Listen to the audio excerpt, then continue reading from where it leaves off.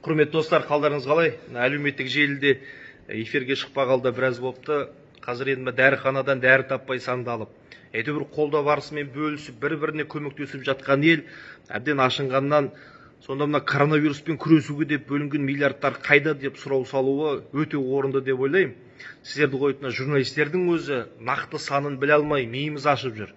Облыстық үкімет коронавируспен күреске деп 125 миллиард бөлінді деді. Одан кейін Қаржы министрлігі 191 миллиард бөлінді деді. Одан кейін жақында ғана тағайындалған денсаулық сақтау министрі Алексей Цой осыдан 3-4 күн бұрын 114 миллиард алдық деді. Үш түрлі есеп. Менен түсінем, 1000 теңге, 10.000 теңге жарайды, миллион, 10 миллионнан шатасып кетті. Миллиардтардан қалай шатасып кетуге болады? Бұл жерде есеп комитеті бар, Қаржы министрлігі, денсаулық сақтау министрлігі. Бізге нақты есепті қашан бересіздер? Отырып алып, тойдан түскен ақшаны санағандай болып отырмыз.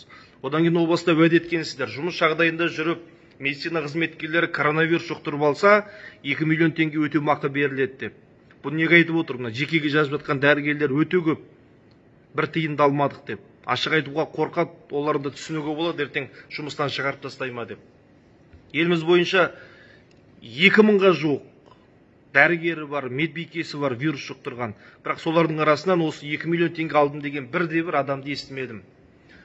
Осы жайында бізге жауап берсеңіздер, неге алмай жатыр? Алса қанша салды? Одан кейін көпшілік біле бермеуі мүмкін. Коронавируспен күреске деп бөлінген миллиардтардың ішінде 600 миллион теңге жарнамалық пиар роликтерге жұмсалыпты.